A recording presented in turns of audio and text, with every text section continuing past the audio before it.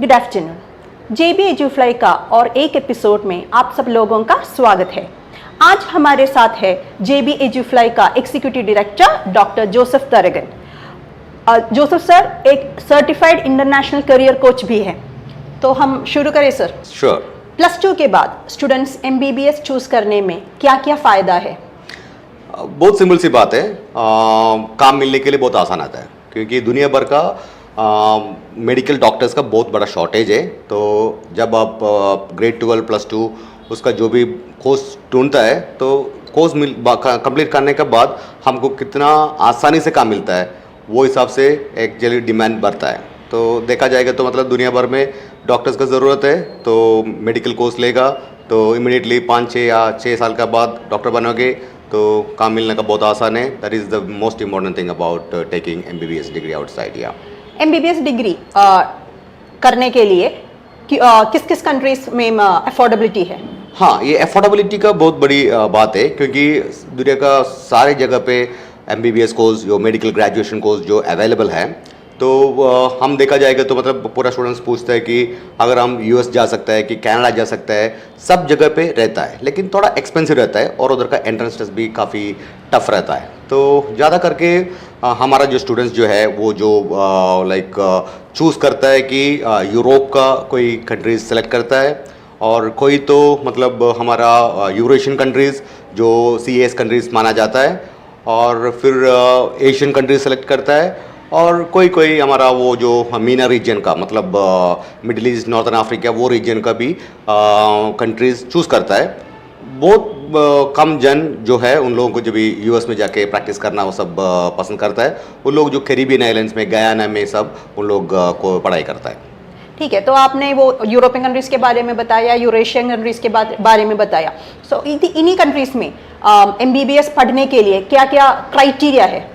हाँ, क्राइटेरिया ज़्यादा बड़ी क्राइटेरिया तो नहीं है। उन लोगों को मतलब 60% मार्क्स चाहिए उन लोगों का ग्रेड 12 स्कोरिंग में, तो उन लोगों को एडमिशन मिल जाती है। और डिपेंड्स ऑन द यूनिवर्सिटी, अगर आप बहुत बड़ा यूनिवर्सिटी जाना चाहते हो तो आप लोगों का स्कोर थोड़ा ज़्यादा पूछता रहेगा। लेकिन बेसिक मिनिमम ये होता है कि मतलब उन लोगों का ग्रेड 12 में उन लोगों को साइंस सब्जेक्ट चाहिए, उसमें बायोलॉजी चाहिए।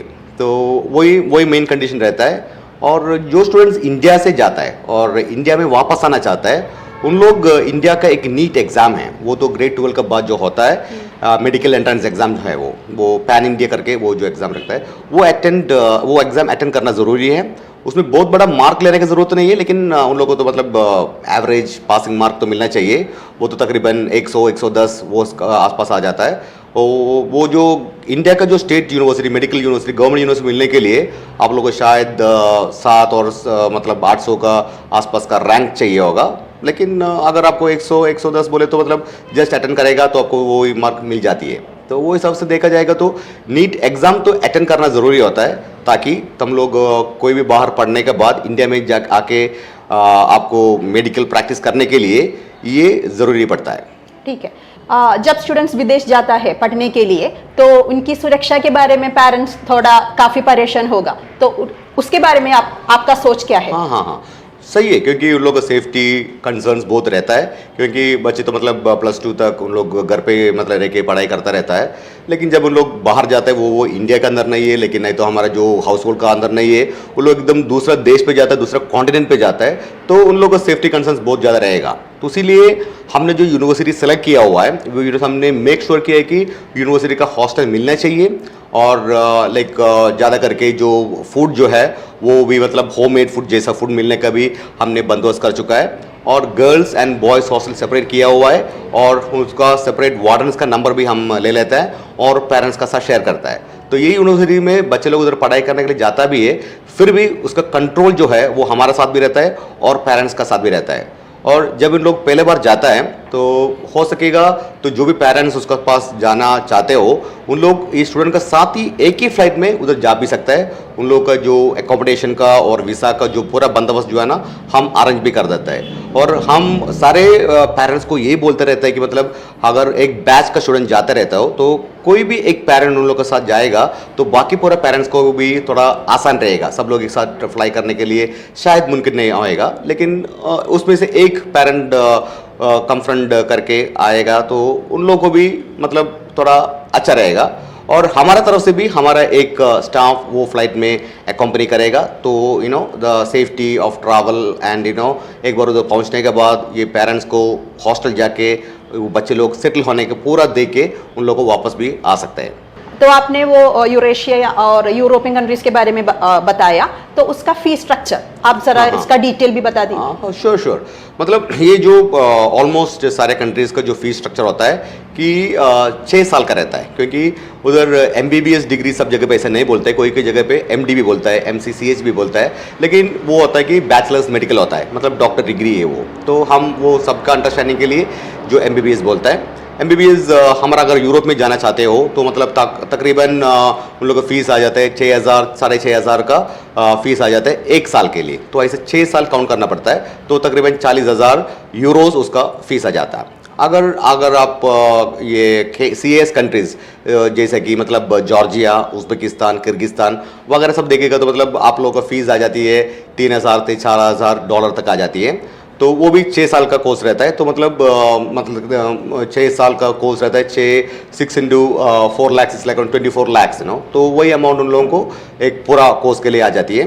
और अगर आप एशिया में देखे हुए तो मतलब फिलीपाइंस देख सकता है, चाइना देख सकता है, ये दोनों जगह पे मतलब तकरीबन 4,000-5,000 USD का आसपास आ जाती है। उधर का कोर्स भी फिलीपाइंस का तो 6 साल का रहता है, चाइना का तो 5 साल का रहता है, उसका साथ एडिशनल एक इंटर्नशिप भी करना पड़ता है। तो उन लोगों को भी तकरीबन उन लोगों को कोर्स फीस आता है 25 लाख का आसपास टोटल कोर्स फीस आता है। और हम पहले तो मीना रीजन का बात कर रहा था, तो मतलब middle east and northern African region का। उधर इजिप्ट में एक बहुत बड़ी यूनिवर्सिटी है, कैरो यूनिवर्सिटी, बहुत शानदार यूनिवर्सिटी है, बहुत सारा स्टूडेंट्स उधर जाना पसंद भी करता है। उधर भी आपको पढ़ाई कर सकता है। उधर तकरीबन 7,000 USD उन लोगों का फीस पर ईयर आता है, लेकिन उधर का कोर्स खाली 5 साल का MBBS कोर्स रहता है।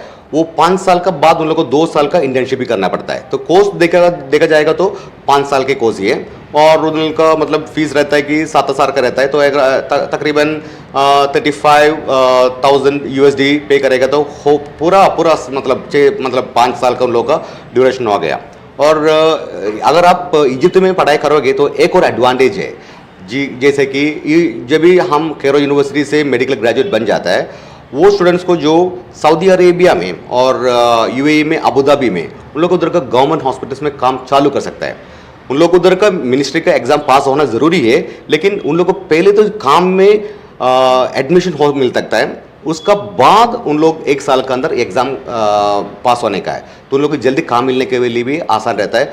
बहुत सारे जो जन है मिडिल ईस्ट में काम करता है, उन लोग रहता है भी मिडिल ईस्ट में, तो उन लोग को थोड़ा आसान रहता है कि उन लोग का बच्चा उधर का गवर्नमेंट में काम मिलने के लिए आसान रहता है। तो बहुत सारे स्टूडेंट्स आजकल इजिप्ट प्रेफर करता है। इजिप्ट का पढ़ाई का एक खासियत ये है कि पढ़ाई तो हाई स्टैंडर्ड का पढ़ाई है, और कॉलेज भी बहुत स्ट्रिक्ट है। तो बहुत कम से मतलब मेरे ख्याल से जो बहुत कम स्टूडेंट्स जो है मेरे को बोलता है कि उधर का अटेंडेंस में उन लोग कुछ रिलैक्सेशन नहीं देते हैं, हर दिन क्लास अटेंड करना पड़ता है, बहुत स्ट्रिक्ट करके बोलता रहता है। तो कोई स्टूडेंट्स इतना पसंद नहीं करता है इतना स्ट्रिक्ट एनवायरनमेंट में पढ़ाई करने के लिए, लेकिन जो स्टूडेंट सीरियस जो है मेडिकल डिग्री पाने के लिए, तो मैं इन लोगों को बोलेगा Cairo university Egypt is the best for them. तो ये तो उन लोग का मतलब फीस स्ट्रक्चर हो गया। और इंडिया का भी मैं एक ज़रा थोड़ा नोटिफिकेशन देता हूँ। इंडिया में भी चांसेस है, लेकिन इंडिया का चांस जो है खाली इंडियंस के लिए, बाकी अदर नेशनलिटीज को इंडिया में एडमिशन लेना नहीं ले सकता है। उन लोगों को नीट एग्जाम में थोड़ी अच्छा मार्क्स भी मिलना चाहिए। इंडिया का 15 लाख रहता है 1 साल का ट्यूशन फीस, 5 साल का कोर्स रहता है। लेकिन मालूम है ना इंडिया में थोड़ा एडमिशन थोड़ा मुश्किल रहे, लेकिन मैं एडमिशन ले सकता हूँ, एडमिशन दे सकता हूँ और पढ़ाई भी कर सकता हूँ। लेकिन उधर लोग शायद कुछ कैविटेशन फीस पूछता होगा, लेकिन वो सब यूनिवर्सिटी और स्टूडेंट के साथ डायरेक्टली डील करना पड़ता है। अगर उसका बाद मतलब कोई दूसरा मुश्किल नहीं है, एडमिशन तो लेने के लिए हम ले सकता हूँ, वो बड़ी बात नहीं है। इसका अलावा जो फीस स्टूडेंट्स को ध्यान में रखना पड़ेगा कि मतलब फूड एंड एकोमोडेशन का, तो वो तकरीबन $250 रहता है 1 महीने के लिए। अगर वैसे देखा जाएगा तो मतलब $3,000 1 साल के लिए एक्सपेंस रहता है उन लोगों को फूड एंड एकोमोडेशन का। और शायद उन लोगों को फर्स्ट ईयर में उन लोगों को शायद $2,000 या $3,000 कुछ वन टाइम चार्जेस करके एडमिनिस्ट्रेटिव फीस पे करना पड़ेगा। वो सब आपका इन्विटेशन लेटर्स के लिए, गवर्नमेंट डॉक्यूमेंटेशन के लिए वो भी देना पड़ेगा। बाकी जो भी सेकंड ईयर ऑनवर्ड्स मतलब जो यूनिवर्सिटी का जो फीस है वही फीस है, और आपको जो भी फीस जो है वो पूरा यूनिवर्सिटी में ही भरने का है। हमारा कुछ ताल्लुकात नहीं, हमारा पास पैसे देने का कोई ज़रूरत नहीं है। जो भी पैसा है यूनिवर्सिटी को भेजने का, यूनिवर्सिटी रिसीट आपको मिल भी जाएंगे। इसमें एक एडवांटेज जो रहता है, उज़्बेकिस्तान का एक यूनिवर्सिटी है, वो ताशकंद स्टेट मेडिकल यूनिवर्सिटी जो है, उधर आपको एडवांटेज है कि आपको फीस इधर से पे करने का ज़रूरत नहीं है। आपको मतलब कोर्स एडमिशन मिल सकता है, उसका बाद आपको वीज़ा मिल सकता है, बाद में आप ट्रैवल करके उज़्बेकिस्तान में ये यूनिवर्सिटी में पहुंच भी सकता है। उसका बाद ही आपको उधर का पेमेंट फीस पे करने का है, वो भी पहले वाला फर्स्ट सेमेस्टर का फीस पे करने का है। वो बहुत फ्लेक्सिबिलिटी देता है, क्योंकि कोई स्टूडेंट बोलता है कि मैं इतना फीस पे कर दिया, मेरे को शायद यूनिवर्सिटी पहुंचने के बाद इतना पसंद नहीं आया, तो ये यूनिवर्सिटी बोलते हैं कि ऐसे कुछ टेंशन लेने की जरूरत नहीं है, तुम लोग पैसा अभी दिए हो मत, उधर पहुंचने के बाद यूनिवर्सिटी देखो, कैंपस देखो, वो सब देखे खुश होने के बाद ही पेमेंट करने का है। तो वो बहुत बड़ी फैसिलिटी है। बहुत सारे स्टूडेंट्स वो ऑफर एक्सेप्ट करता है, क्योंकि उन लोगों को ऐसा यूनिवर्सिटी मिलेगा तो कोई छोड़ेगा नहीं ना। तो यूनिवर्सिटी हमको ये भी ऑफर देता है, वो तो ऑलमोस्ट पूरा यूनिवर्सिटी हमको ये ऑफर देता है कि अगर आपका 12वीं का एग्जाम पास नहीं हुआ, 12वीं का एग्जाम चल रहा है, शायद रिजल्ट 1 महीने के बाद, 2 महीने के बाद सब कुछ आने वाला है, तो आपको टेंशन नहीं लेने का है। आपको कोई भी एक आईडी प्रूफ देने का है और प्रेडिक्टेड मार्क हमको बोल देगा, हम यूनिवर्सिटी को इन्फॉर्म करेगा। तो यूनिवर्सिटी हमको क्या करता है, उन लोगों को एक ऑफर लेटर दे देता है। वो ऑफर लेटर है तो हमारा पास कुछ टेंशन नहीं है, खाली हमको क्या देखने के, इसका बाद जो है जब आपका रिजल्ट आ जाती है ना, तभी हम यूनिवर्सिटी को ये डॉक्यूमेंट देगा, हमको कंफर्म्ड ऑफर भी लेटर भी मिलता है। तो यूनिवर्सिटी एग्जाम और 12वीं के एग्जाम का रिजल्ट जो है ना, वो आने का टाइम तक वेट करने की जरूरत नहीं है। अगर आपको हो सकेगा तो आज ही आपको डालेगा, आपको आज ही मतलब एडमिशन का प्रोसेस चालू करेंगे, विद इन 1 हफ्ते के अंदर आपको एक ऑफर लेटर मिल जाएंगे। उसके बाद आपका एडमिशन कंफर्म हो गया, जब आपको 12वीं का रिजल्ट आता है वही टाइम में कंफर्म्ड ऑफर लेटर देगा, तो आपको कंफर्म्ड ऑफर लेटर मिल चुका, और बाद में आपको मिनिस्ट्री का और एडमिनिस्ट्रेटिव का डॉक्यूमेंट्स लेने के लिए टाइम नहीं जाएंगे। तो जितना जल्दी हो सकता है उतना जल्दी अप्लाई करेगा तो वही तो अच्छा है एडमिशन लेने के लिए।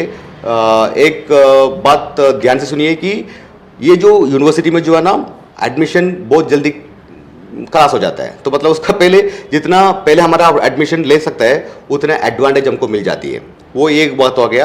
और ये जो फीस का स्ट्रक्चर में बोल दिया, कितना एक्सपेंस हो सकता है वो सब बोल दिया, और आखिर में हमारा भी थोड़ा एक्सपेंस रहता है, तो उसके लिए हम थोड़ा सर्विस फीस चार्ज करता है। वो ज़्यादा नहीं, अगर आप देखा जाएगा तो मतलब तकरीबन 5,000 दरम्स लेता है, वो भी एक साथ नहीं लेता है, अगर आप 3 या 4 स्टेज से पैसे देने का है। और आपको जो वीज़ा और उसका इंश्योरेंस का सब एक्सपेंस रहेगा वो आप सीधा भरने का है, वो तकरीबन आपको कुछ 1,000 या 1,500 का कुछ आसपास आ जाता है, दिरहम वाइज आ जाता है, वो बस उसका एक्सपेंस है। बाकी पूरा प्रोसेस हम ले लेता है, और हमारा जो डील्स जो है ना पूरा ट्रांसपेरेंट है। एक पैसा भी मतलब बाहर से हम मतलब आपसे डायरेक्ट नहीं मतलब इनडायरेक्टली नहीं लेंगे, हिडन चार्जेस कुछ भी नहीं है, एकदम ट्रांसपेरेंट है। यूनिवर्सिटी का जो पेमेंट है पूरा यूनिवर्सिटी भरने का है, वीसा का जो पेमेंट है आप पूरा मतलब एम्बेसी में पे करने का है, हमारा जो सर्विस फीस जो है हम ले लेंगे, बाकी कुछ हिडन चार्जेस है ही नहीं है। तो जब आप लोग रेडी है तब इमीडिएटली हमारे पास आ जाने का, हमारा डॉक्यूमेंट दे देने का है, आपका ऑफर लेटर जल्दी मिल जाएंगे। ओके, तो MBBS के बारे में आपने इतना सारा इन्फॉर्मेशन शेयर किया। I am sure parents and students will be very confident right now. MBBS के बारे में और जानकारी चाहिए, पेरेंट्स और स्टूडेंट्स के लिए काउंसलिंग चाहिए, please do feel free to contact us. Our numbers are in this video, we are always available on WhatsApp। So thank you.